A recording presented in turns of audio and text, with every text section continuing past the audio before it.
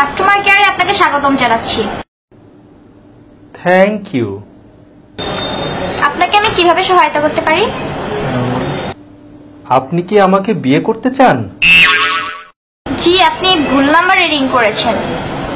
না না, আমি ঠিক নাম্বারেই ফোন দিয়েছি। আমাকে বিয়ে করবেন?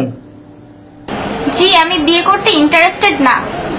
লাভ ম্যারেজ করলে হানিমুন করব সুইজারল্যান্ডে, আর অ্যারেঞ্জ ম্যারেজ করলে হানিমুন করব প্যারিসে।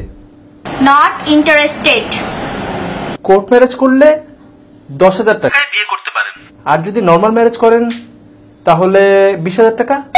জি, আমি তো আপনাকে বিয়ে করতে ইন্টারেস্টেড না, তাহলে কেন আপনি আমাকে বারবার অফার করছেন? বিয়ে করলে প্রতি সপ্তাহে আপনাকে সিনেমা দেখাতে নিয়ে যাওয়া হবে। আপনি বুঝেন না আপনাকে আমি বিয়ে করতে ইন্টারেস্টেড না। আপনাকে সিনেমা হলে পপকর্ন খাওয়াবো। আমি তো আপনাকে বিয়ে করব না, তারপর কেন আপনি আমাকে বিরক্ত করছেন? অফারের পর অফার দিয়ে যাচ্ছেন। এখন বুঝতে পেরেছেন আপা আমাদের কষ্টটা? যখন আমাদের ইন্টারেস্ট থাকে না, তখন আপনারা কেন নতুন নতুন অফারের নামে বারবার মেসেজ দিয়েই যান। মাত্র 100 টাকায় পাবেন যে কোনো মোবাইলে 160 মিনিট সব সময়। কথা বলুন 1 পয়সা পার সেকেন্ড কল রেটে, মেয়াদ 30 দিন। রিচার্জেই ব্যাকপ্যাক।